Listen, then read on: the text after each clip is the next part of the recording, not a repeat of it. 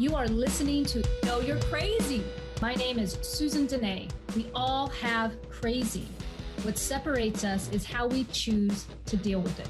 I'm going to be delivering engaging and actionable tools to own your crazy, treat your crazy, and turn it into your own superpower. I hope that you walk away from this show feeling the power and strength within you.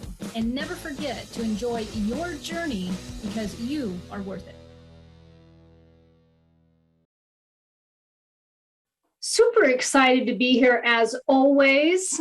The inspiration this week was on new identities, getting out of the comfort zone, creating a new situation, a new experience, how that serves us. Having said all of that, how are you doing today with your routine? Have you ever been in a spot where it just seems like it's never getting better? Maybe the spot is I'm bored. I feel like I'm doing the same thing day in and day out. Perhaps it's more serious than that. Maybe it's literally a feeling of grief and depression every day. You have a hard time pulling yourself out of it. You see no light at the end of the tunnel. How close to identifying with all of that have you become? That's why I'm talking about this. I personally have been guilty of overly identifying with negative emotions, negative experiences, wearing that hat for way too many days, and then waking up suddenly realizing I'm just not feeling too good. So what really got me on this kick with new identity and new experience to have, or new decision to have a new experience, ultimately creating.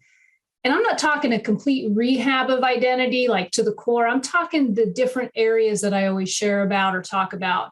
But the experience I had, I was listening to Dr. Joe Dispenza. This was about, I'd probably say about a year and a few months ago. And I was hungry for anything that would make me feel differently. I couldn't figure out why I couldn't get out of what felt like a rut. Anyone looking from the outside, looking in on me at that time would have said, Susan, you just lost your dad to COVID. You're taking care of your elderly mom for the first time. Your kids are adjusting to Zoom and schooling and what's going on with them. You've got concerns, with the family, overall taking care of everything.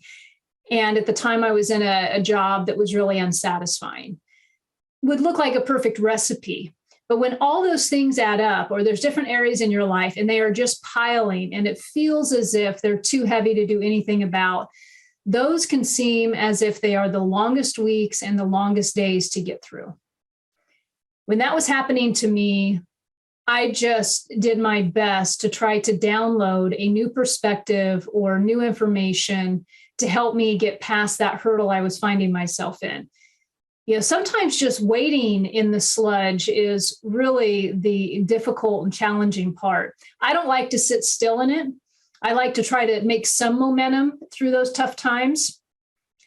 Part of that momentum back then was, okay, what's this recipe book that I've had in my life for many years now that makes me somewhat stay into action? Well, meditation is one of them. However, when I was going through this, I couldn't shut the head off. I couldn't pause. I couldn't focus. I had gone from really great meditations to just literally the ball was bouncing around in the head. It felt like I couldn't sit still. So I was like, well, let's try to maybe follow somebody who teaches meditation. And I came across Dr. Joe Dispenza.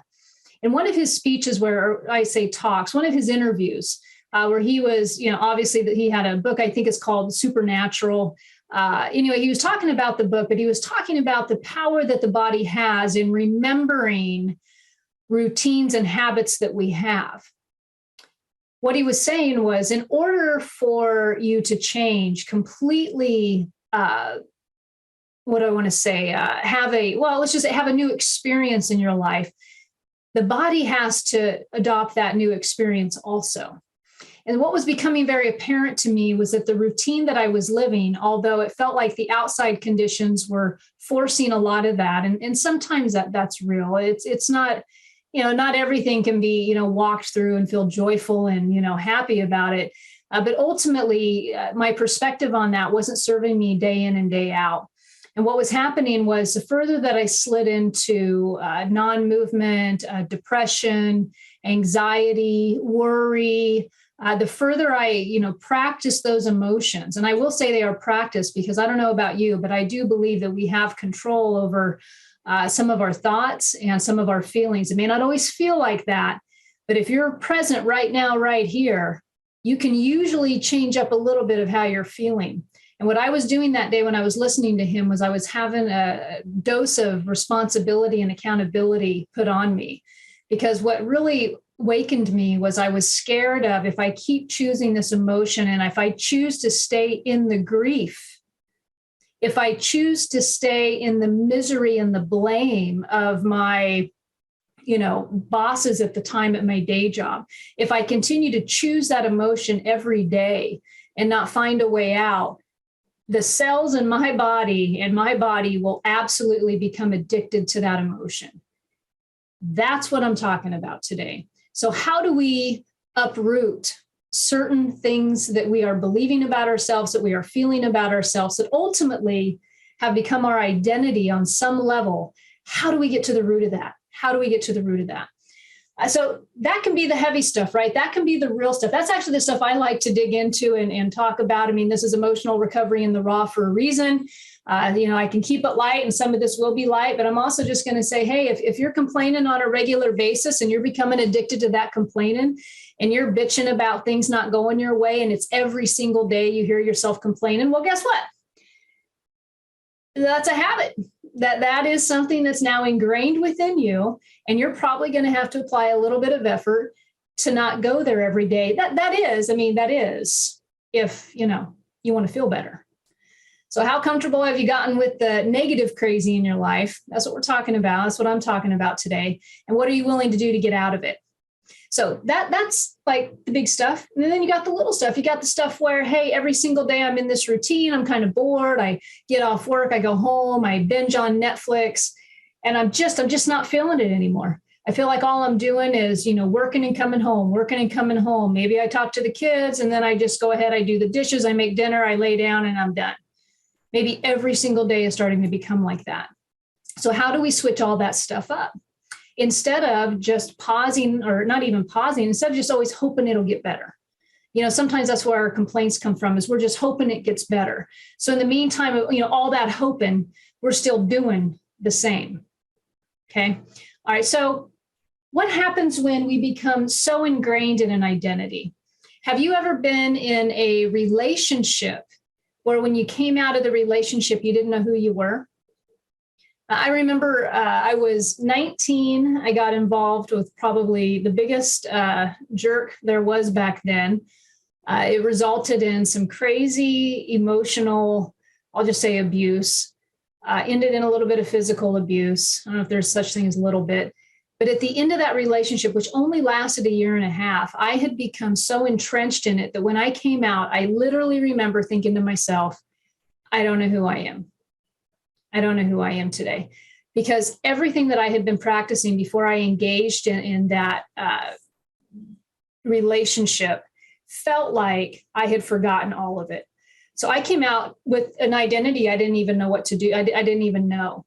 Another one, I remember when I started to make a change professionally and I began to start practicing new things. Even sometimes today, I wonder, like, is this really the new identity? Because, for 20 years, I identified with debt collection, and I identified with management, and I identified with phone calls, and I identified with scripts and all these different things. And that's what I identified with professionally, because that's what brought in the paycheck. That's what I lived.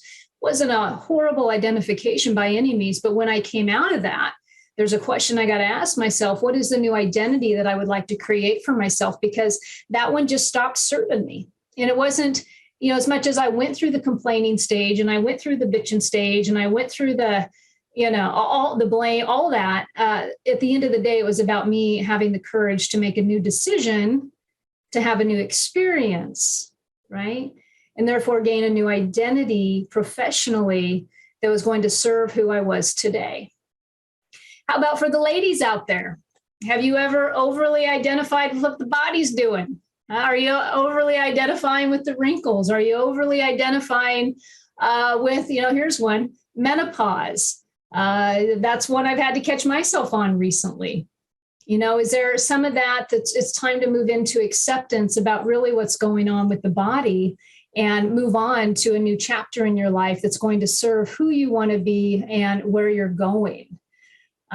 In my time in working with women, there's been many times, and personally, I just went through this, but where we have over-identified with grief, just really lived in it for a while. And not that, grief is weird, at least it was weird for me. Grief can feel just out of the blue, it'll just grab you. But then there were decisions that I had to make around my grief. There was some great feedback given to me one day that she said what she had learned was schedule your grief, make a decision to schedule the grief. And so if anybody who's gone through a grieving process, and I'm talking the loss of somebody, but this can go, professional grief, if you're changing your identity there, relationship grief, if you're in a breakup, but to schedule the grief and to purposely take time aside and ask yourself, or remember whatever it is that's triggering some of that grief and just schedule it for that time and then move on and have the rest of your day back. That was something that really helped me when I had lost my dad and went through everything. And even today with watching my mom go through what she's going through, with scheduling the grief and feeling it when I needed to, but don't allow it to become infused throughout my entire day. There may be a slip here and there just because emotions are emotions and certain things will trigger memories, but ultimately not owning the grief. And so if you're somebody who has you've lost somebody in your life, but let's say you lost them 15 years ago, but for whatever reason, you're still grieving that, you might be hungry for a new identity with the letting go of that relationship. So I'm talking about, how we align with different things, what becomes our identity, how do we move out of them? When we're aligning with the outside conditions versus creating new experiences for ourselves. Am I aligning too much with an identity of boredom? Am I aligning too much with this identity of mom? Have I not stepped outside of that box in a while and really truly looked to find out who do I want to be? What experiences do I want to have at this age, at this experience in my life? And is it time to change it up? So when I come back, because I'm going to take a quick break here, but when I come back, what the question for all of you out there is going to be, what new decision could create a new experience for you? And what could that do for you? What new decision could create a new experience for you? Is there anything that you've been debating for a while? Is there any idea that you've had that you haven't acted on? That's what we're going to be talking about when we come back. All right, so if you want to reach out to me, you can always do that on the website at susandenee.com. You can also reach out on Instagram or Facebook. In the meantime, we're talking about identity. Please join me when we come back, and we will dive into what new decision would you like to make for you so that you can have a new experience. See you in a bit.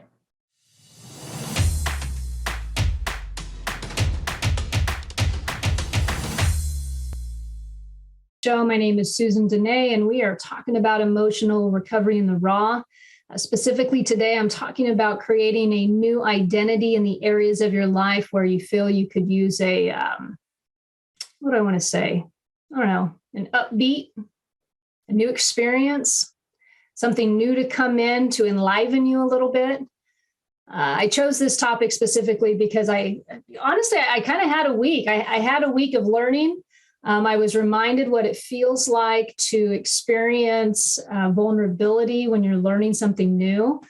In the first segment, I shared two stories that I in particular remember changing up those areas of my life. And when I began to change those areas of my life up, I really, truly didn't know who I was beginning with again. One was a relationship. If any of you have ever been in a divorce, for example, God, I could tell that story too. If you've ever been in a divorce and you spent years with somebody, or you've raised your children with somebody, or just, spent a lot of time with somebody, and then suddenly that relationship changes and And now you're going to bed by yourself, and now you're parenting by yourself, and now you're putting maybe food on the table by yourself. And for the first time, for the first time in a long time, there's a new identity being established with that experience. And that can feel uncomfortable. It can feel vulnerable. You can question who you are. Yet in the middle of that, what kind of things can we do in order to enjoy the experience? If you've been listening to me or following anything I write online, usually I end everything with, enjoy the journey. Well, that's easier said than done when, there's a divorce going on, or you're coming out of a highly dysfunctional relationship. Or, one of mine I also shared earlier was coming out of a new a career after years and years in the same industry, suddenly changing it up. I don't know how many people I have either listened to or have even asked me, how do I get into doing something different? Where would I start? What would I do? And the cool thing about that is when we start thinking about doing new things, we get a little bit excited. We want to start learning new things. You're never too old to learn. Don't know how old you guys are watching this right now, but I got to tell you, sometimes as the years add on, we get a little bit rusty in some stuff, same old. I went out to, so my husband and I traveled with some friends of his, and they were about 15 to 20 years older than us. Nothing wrong with that at all. The lifestyle they lead compared to the lifestyle I'm leading is a little different for a lot of reasons, but the age experience is one of them. And so they probably have a, house here and there, a retirement house, and they, they got a motor home, and, they're driving around doing their thing. And I'm not saying you can do that at any age. You really can. I'm trying to think of what else. There was just always looking to eat, go somewhere to eat. I visit my mom, and, she's 81, and it's all about going to lunch and eating. And I was telling my husband, it was a few days later, I can't remember, maybe even a couple of weeks later, I don't know what we were talking about in the kitchen, but I said, oh my God, I had to remind myself, I am not, this age. Like I am 47, and I kind of had to shake myself back a little bit and kind of grab my own sense of identity, my own, I remember the new word, agency within myself for a moment. I kind of got shooken up there a little bit about, identifying with somebody else's experience and not my own. God, why the hell was I talking about that? Oh, I know, because but what was fun about that is him and I were doing something new. We were traveling, we were hanging out with new people. We did get to learn a few new things. We got to experience some, some different stuff. But ultimately, why do we want to change it? Why do we want to change it up? Why do you want to change up things that aren't really feeling fantastic for you? Simple answer. Because it's playfulness. It feels good to add new stuff to the routine. It actually feels good to anticipate nervousness because you're learning something new.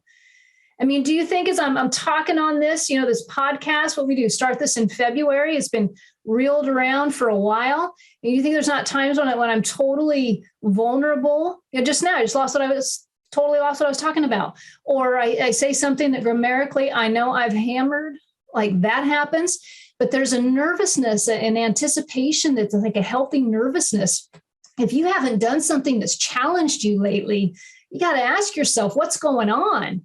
Are you settling? And I'll use the word mediocrity, but are you just are you stuck in a rut? What's new? What's new? What new stuff have you done? What do you want to learn? Where do you want to go? The power of learning something new and gaining a new perspective. Isn't it nice sometimes just to have a conversation with somebody about something new? You're talking about the animals or your dog anymore. You're not constantly talking about the kids or, just the day in, day out, but maybe you went skydiving. There's a conversation. That might be something new. Maybe you started taking a new art class. That's something new. New people coming into your life. We get enthusiastic when stuff is new. It's probably why so many of us like to spend money sometimes. We get that little high of something new coming in. It feels good. But what about the intrinsic stuff? What about the intrinsic high? What about becoming a student again? What about being vulnerable? What else does a new decision do for you? It enhances your focus. It enhances your focus. I was talking to my kids over the weekend, and we were talking about attention deficit disorder. And I was sharing my experience with them about how we've had a few people in my life over the last at least 20 years where there's been diagnoses of ADD. And yet I also know that no matter what diagnosis may come down the pipeline, when we're focused on something new, dude, nobody can get in. Nobody can get in, and it doesn't matter. Because our focus becomes so heightened when we're doing something new and fun. How many of you, and I kind of don't like using social media, but I remember the first time I checked out TikTok. I was like, this was new. I didn't even know what it was. And I was laughing my ass off. I just couldn't stop. Just the hilarious stuff that would be on there. But my focus, it was a new thing coming into my life. It provided some entertainment, and my focus was there for a while. So that's just an example. What can a new experience do for you? What can a new experience do for you? All right. So where are we at now? All right. So how do you create a new identity for yourself to realign with the joyful self? How do you create a new identity? Like, where do I start? Where do I start? So this is where we get to start doing a little bit of writing on the board. So let's see.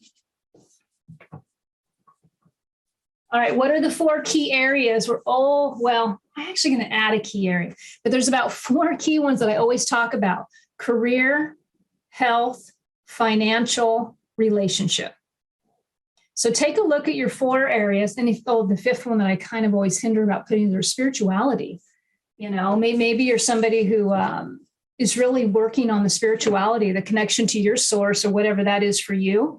And you're wondering to yourself, how can I increase that? How can I have a new experience with my spirituality?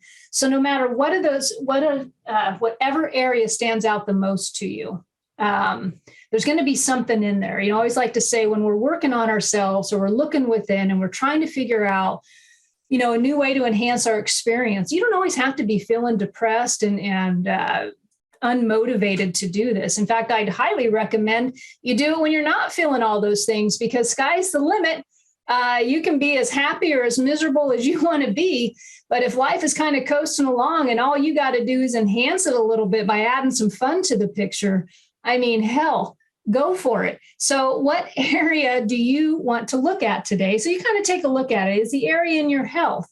Are you looking to make a new decision, to have a new experience so you can identify in a different way with your health? Maybe it's there. Maybe it's in relationship. Maybe it's one of those things where, you're going to work, you're coming home, you're making dinner, you're watching something on TV. You're going to work, you're coming home, you're making dinner, you're watching something on TV. And that's always with your partner or your family. Is it in that area that you want to change it up? Is that where the new decision can be made so that you have a new experience and identify with something differently in the evenings? Don't know. What else we got? Finances. Never really a great subject for a lot of people to talk about, but maybe you're doing fantastic financially and you want to find ways to make more money. Maybe it's time to look into, Bitcoin. Maybe it's time to look into investments, but to have a brand new experience to enhance your relationship with your finances. Maybe that's where it's at for you. Let's see, what's the last one? So spirituality, I talked about finances, health, relationships, career. That's a big one. Maybe you're one of those folks who are wondering, how do I do something that I want to do? How am I going to find the time? What was I talking to somebody today? She said, just ask the Google goddess. Start there. Maybe there's a new decision that you're wanting to make professionally for yourself. I mean, when I was in that boat and I had to make a new decision professionally because the old one was making me miserable, or I was, where I was, I just simply asked myself, what do I like to do? What do I like to do? And so when you start, making moves professionally for yourself, ask yourself, what do I like to do? Do I like to help others? Do I like to teach? Do I like to speak publicly? Do I like to analyze? Do I like to read charts? Like, what is it that when I'm doing it professionally, I'm like really digging the feeling behind that? So where is the new decision? What area of your life is it going to come from? And so when I return from break, what we're going to do is you're going to take that area. So now that you've thought about it a little bit, when we come back from break, I'm going to give some specific pointers on an exercise, because I like doing exercises. I don't like just blabbing and not giving you tools to learn by. It just doesn't feel right. Unless I'm with a guest, that feels different. But when it's just me, I like to do some writing on the board. Hopefully you're going to partake in that, have a new experience with some feedback today. Maybe just doing that today is your new decision. I don't know. Maybe that's the new decision. So when we return, we're going to be doing some exercises. I'm going to give some specific tips on how you can create a new decision, have a new experience, and hopefully create a fun new identity in some of those key areas of your life. If you're looking to reach out for me, either for coaching or, I don't know, just talk, you can go to my website at susandenee.com or reach out and message me on social media. I'll be sure to respond. All right, we'll be back.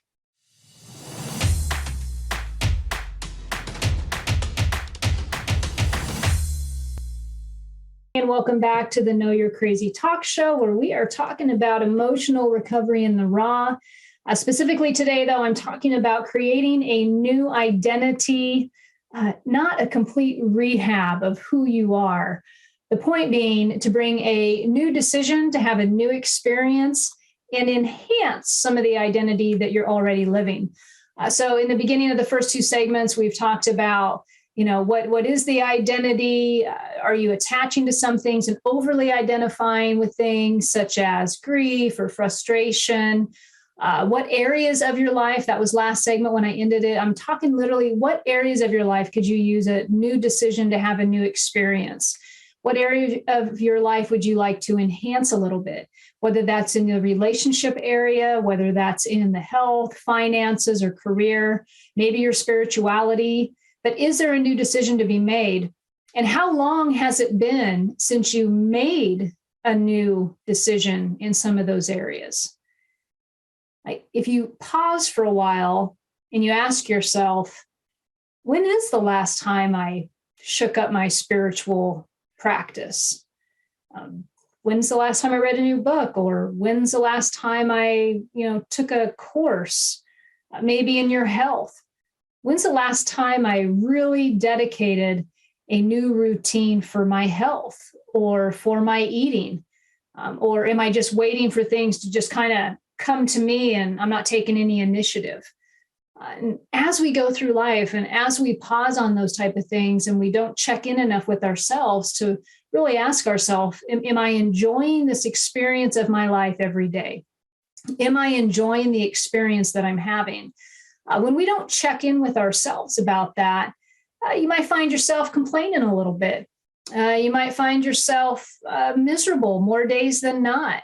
You might be describing it in different ways, but ultimately every day you're not content with you. You're not even really experiencing happiness. That's what I'm talking about today is how do we get past that and make a new decision for a new experience and ultimately enhance our identity? When we went to break, I was talking about when we return. I was mentioning when we return, I was going to give some exercises if you want to write these down on your own and go back and revisit them. In fact, I encourage you to do that. But if you're just, in the car and you're just listening, ultimately what the exercise is going to involve and what we're getting to is, what is my identity and how can I create a enhanced identity? Where do I start? Where do I start? And so the first thing that you're going to do is you're going to write down a few things about you. And so this is a review of you, a review of you. There you go. All right, write down all in this category. First thing you're going to write down, or category, you've got three things here. You're going to write down all your known physical, emotional, and mental abilities, developed or not.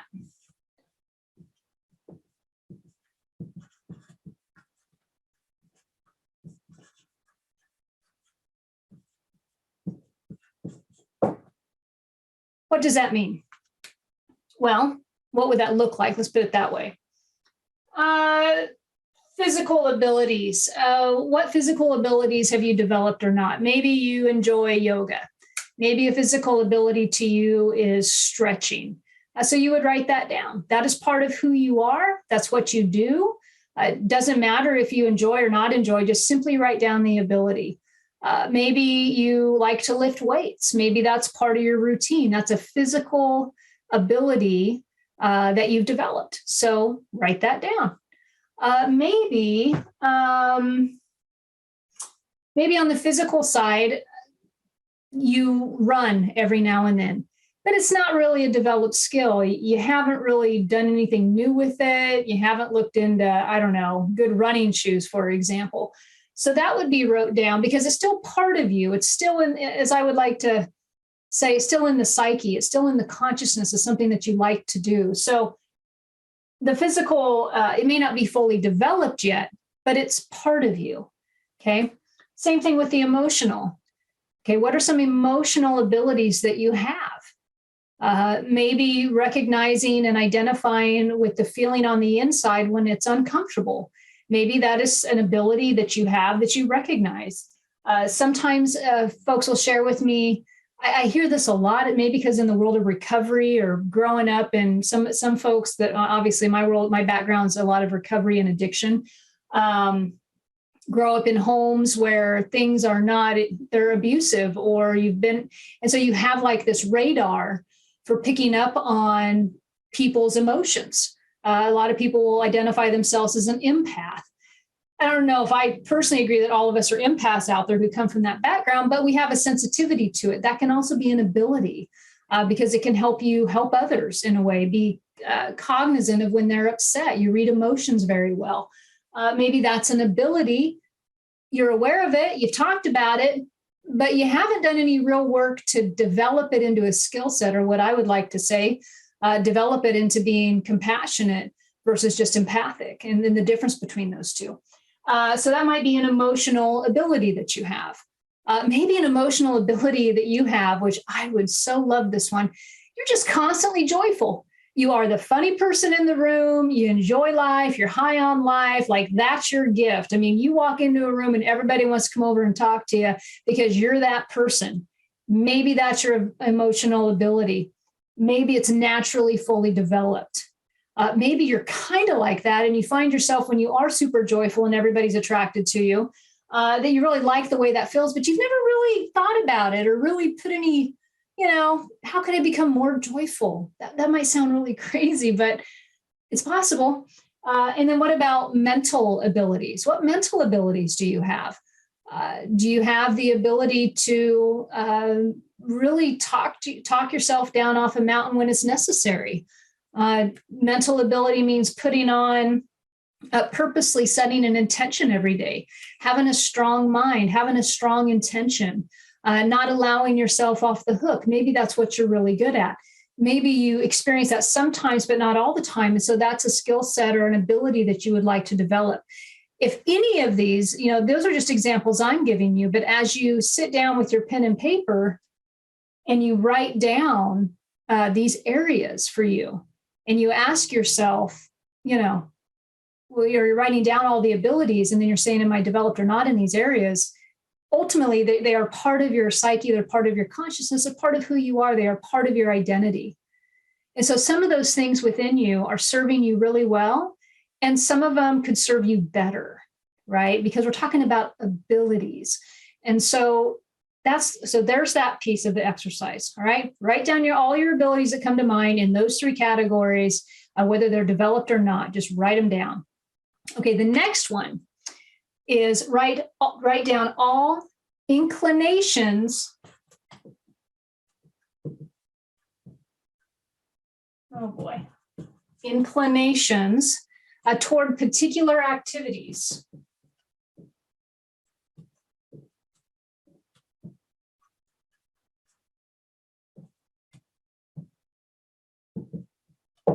okay?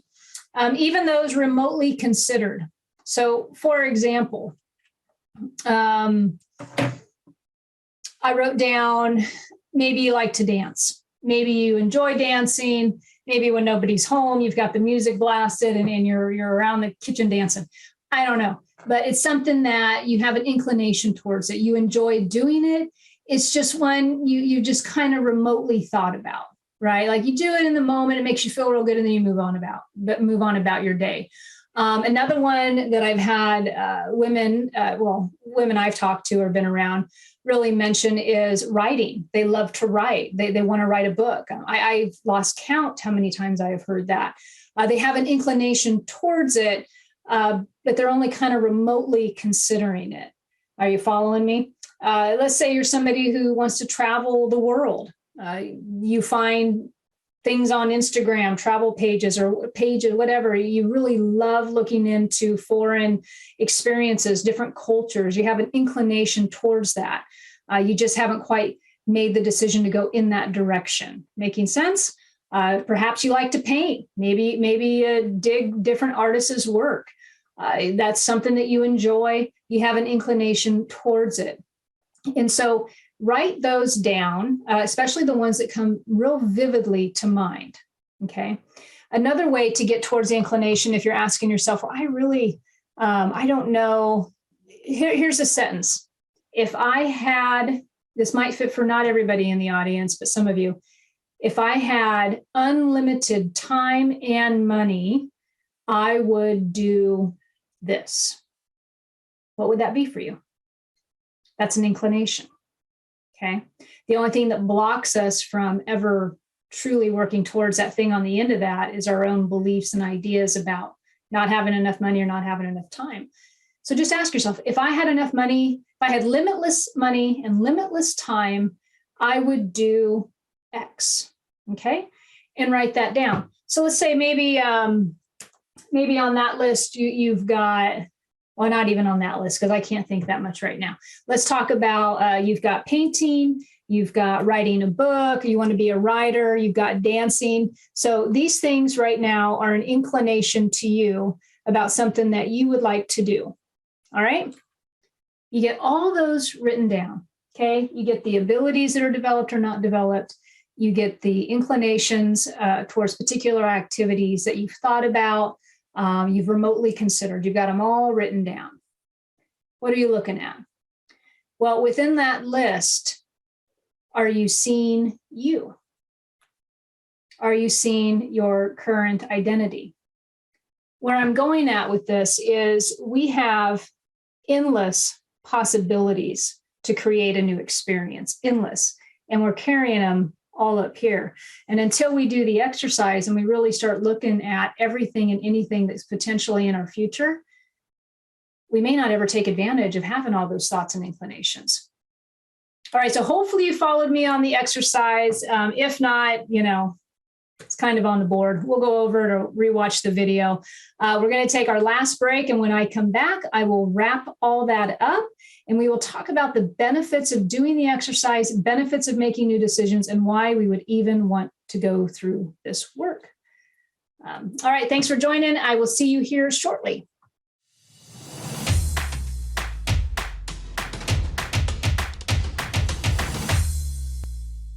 Welcome back. This is Susan Denee, and you are listening to the Know You're Crazy show, where I am talking about emotional recovery in the raw.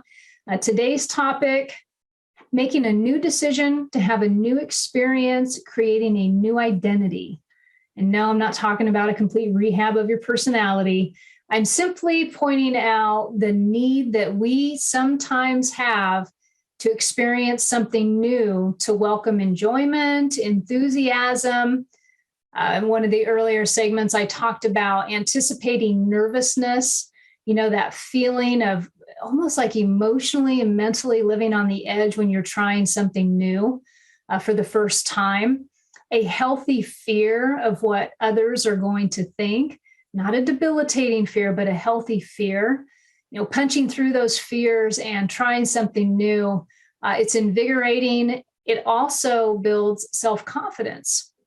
And that's kind of where I'd like to go for the rest of this segment. I'm going to, or the end of the show, I will say the writing exercise that we just wrapped up doing, there's a couple more points to this. We were simply writing down different abilities that we've developed or not developed, both in our physical, emotional, and mental lives. What those abilities are, and whether they're developed or not developed doesn't matter, but recognizing what abilities you have that you're aware of. And if you're kind of hitting a dead end, you're like, I just can't think of anything, give it time, because it'll come over the next few days, guarantee it. The next area was writing down any inclinations you have had towards doing something. It could be little things, like you don't even realize how much you enjoy it. But, and I use the example of, singing and dancing by yourself in the house when nobody's home. It's just a joyful experience to have. And it's just an inclination you have to do that. I've also had several women share with me that they would love to write. They would love to write a book. They would love to, and so they're having like these thoughts of, different things I'd like to do. And you have those. And in fact, you're carrying those around with you all the time. We just rarely really sit down and take a look at what we are having inclinations about, what we would like to experience that we continue not to experience for whatever reason. Maybe we're not aware of how much joy it could bring to us. Maybe we never ask ourselves how much joy could come in. So after you write down the abilities, the inclinations, I just said, just take a look at the list. Do you see you? Do you see you? Because the beautiful part about taking account of those things is the probabilities for the life experiences you can have are endless. We tend to get in a box and we think that within this box, we can only experience certain things. I was talking earlier about my husband and I traveling with some folks that were several years older than us. And I said, I'm just not really, I don't want to do that. It just felt too routine. Like I want to make sure I'm still building muscles around creating new possibilities of fun and excitement for us. I don't want to fall. I want to be careful about falling too much into a trap of routine.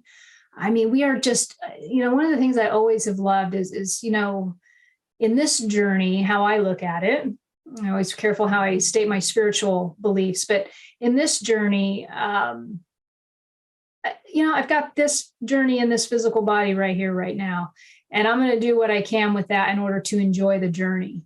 And when life gets tough, or I get depressed, or stuff kind of goes sideways, I really do take seriously the responsibility to enjoy my journey and enjoy life. And sometimes that takes some work. Sometimes it takes looking down, and a fun exercise is looking at the abilities that I have and looking at the inclinations that I have to therefore get even a better, clearer sense of who I am today and what I'm enjoying, because who I am today may not have been who I was 15 years ago.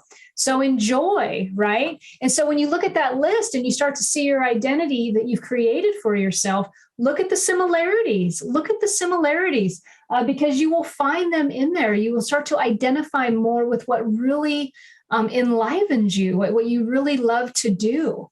And then you can look at the not developed list and say, what would I like to develop? I was just sharing at break that I was talking to somebody today, and we were talking about, I loved this term, compassionate conflict. And the person said, compassionate conflict is a learned ability. It is not something that we just wake up to. That takes practice and that takes effort. But see, someone like me, who I've got a show talking about emotional recovery. Oh, I suck that up. I'm like, oh my God, compassionate conflict. I need to write that down. I'm going to finish that one book on altruism on my Kindle. If I would have, I get all excited about compassionate conflict. Probably because I was a brutal bulldozer in the past. I don't know. It almost even feels impossible. It's really cool, the fact that I can learn that. And that's exciting. I get enthusiastic about that type of stuff, but that's just me. What do you get enthusiastic about? What abilities, what inclinations do you have that gets you excited, that makes you want to learn some stuff, that brings out that anticipated nervousness? And as you feel that, as you recognize that, all of a sudden you start to understand, I have this freedom of life. I have endless possibilities. I can do whatever I want to do. Everything is working out for me. Every single moment, in the moment, I have the capacity to make a new decision and have a new experience. Yeah, you can do that. You get to have a new experience with a new day every second. What are you choosing for yourself today? Are you choosing misery or are you choosing joy? God, I just got a little bit excited about all of that. I mean, that is ultimately emotional recovery, right? Feeling joy, getting out of the rut, making new decisions. God, that's why we do this work. I mean, sometimes you think about, what do I really need to talk about that? Do I need to just sit down and do the writing? Do I really need to pause? Do I need to reflect? I don't know. How much joy do you want? I don't know. What is your joy limit? I don't know. If you're down here, how willing are you to go up? How willing are you to do the work to rise up? Nothing gets more disappointing to me. And nothing gets more disappointing to me than someone who rests on their laurels and will not do the work to raise themselves up and then expect somebody else to do it for them. You are missing the journey. You are missing the thrills of lifting yourself up. You are missing the accomplishment of being disciplined in your efforts to raise your emotional levels. You're missing out, because part of the enjoyment is learning something new about you. Know you're crazy, understand it, dissect it, love it, wrap your arms around it.